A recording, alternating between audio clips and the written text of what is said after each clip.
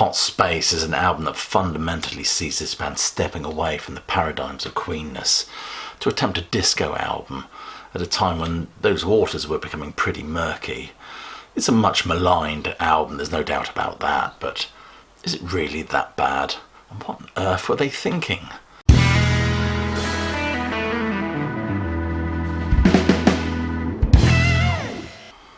Welcome classic rock fans. If you're new to this channel, please be sure to click like, subscribe and check that bell to get notified of any future uploads.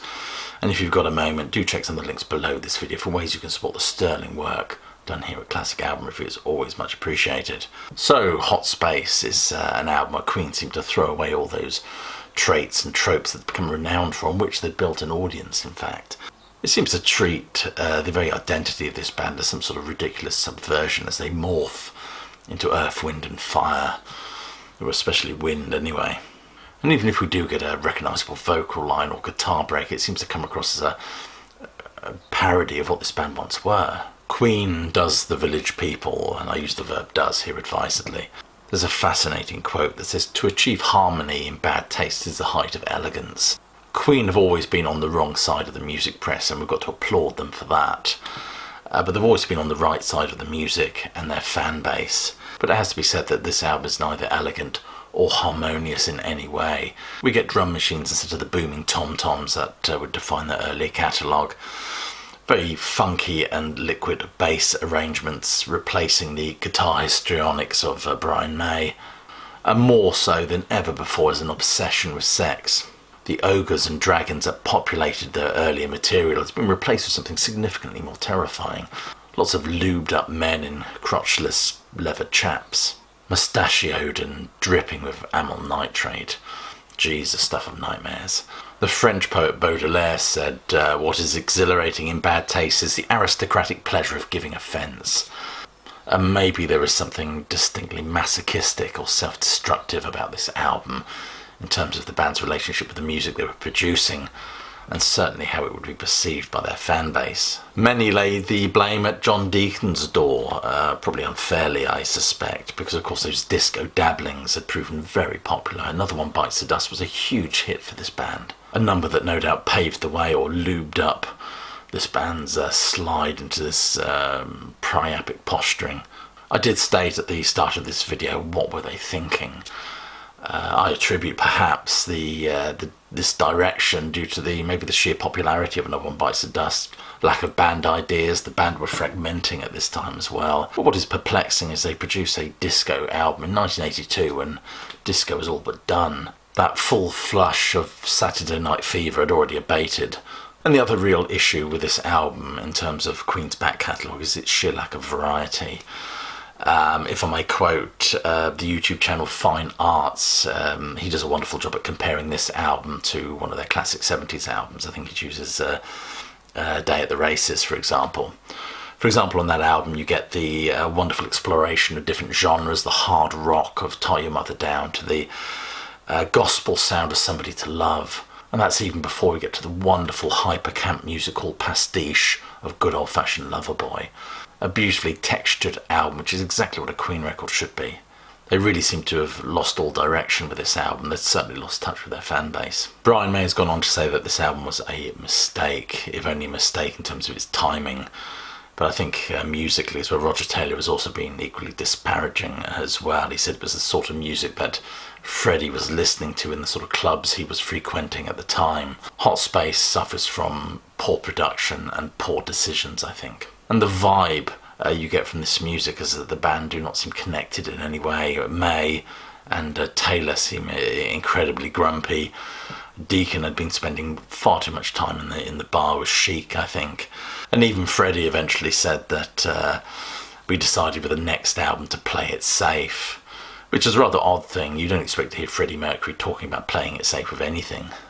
This renders the works from 1984 as a kind of calculated retreat as a band withdraw into something they think their fan base would rather enjoy. It worked anyway. It certainly prompted a UK sale renaissance. 4 straight #1 albums, I think, after this one. And in all fairness, these tracks do sound a lot better live. You've only got to check out the Milton Keynes gig to see that. Queen have always been a band that have been very much defined by sound rather than soul, with that beautiful, sublime caterwauling of voices. Roger Taylor's glass, worrying, ballooning falsetto, and Brian May's symphonic, cinematic guitar pieces. But on Hot Space was a much more emphasis on synths and dance beats. There were brass flourishes and quite sparse arrangements. We get these stacked sonics in an attempt to make them sound very contemporary, when disco was anything but at this juncture. Staying Power is appallingly bad. It's all synths and drum machines and horns. It might be the only Queen song with horns on it, I'm not sure about that. And there's no actual bass guitars. John Deacons prefers to accompany Brian May. Dancer has had an electronic funk throb to it. It's actually a May penned piece, believe it or not. Backchat is a dance floor funk tune. And credit where credit's due, this track does have a bit of guitar bite to it, just to remind us that Brian May is actually on this record, and this isn't just a Freddie solo album. And you get those very sensual, Freddie, breathy vocals over this, which at times seems more unsettling than atmospheric.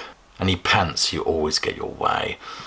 Not so sure about that. If that was the case, I think Roger Taylor and Brian May would have retreated to the local pub by now. Body language, which sounds uncannily similar to When the Going Gets Tough. I don't know which one came first, to be honest with you, but it doesn't get much tougher than this as Freddie moans, "Give me your body. Friends, Romans and countrymen, lend me your ears." Not bloody likely. And the video is absolutely cringe-worthingly bad. Action This Day was a song written by Roger Taylor. I think he says in the song at one point, "You've got the power to live." I think what he meant to say is you've got the power to leave, or evidently not. Put Out the Fire is actually rather good. It really sounds like Queen, probably due to the crunching guitar and layered vocals. Overall, a pretty decent track, I have to say. Cool Cat has a street corner vibe to it, which makes it interesting, if anything else. Bowie recorded backing vocals for this, but asked for his vocals to be removed from the track as he wasn't happy with them. And I must admit, I rather like the guitar on this. Life is Real is a John Lennon tribute. This came out not shortly after Lennon was assassinated, of course. And it's got that very baroque sounding instrumentation, circa Strawberry Fields, with candid references to the John Lennon number Love. Las Palabras de Amor is a song that many Queen fans have said they absolutely cannot stand, but I rather like it, to be honest with you. It has a charm, and it was one of my mum's favourites, so there you go. And of course we do get the sublime and sublimely profound and beautiful Under Pressure. But unfortunately it's not enough to save this album, which is often fluctuates between meh and piss poor, to be honest with you. And interestingly, Brian May said of the Hot Space sessions that we all ended up in a place that was rather unhealthy, a difficult period. We weren't getting along together, we all had different agendas, and it was a difficult time for me personally, some dark moments. The darkest moment being body language, I suspect. And I think it's fair to say that this album and era will be looked back upon as a rather muddled time for Queen. But this album has acquired a measure of appreciation amongst Queen fans. You'll probably get some vitriolic comments in the box below from those that do actually like this record. I can't say that it's an album of its time. Sometimes you get those records that are kind of ruined by the production affectations that root them into a specific period. But you can't say that for this album because it just simply wasn't. Even Brian May went on to say that its relative failure is its rare disconnect from the zeitgeist.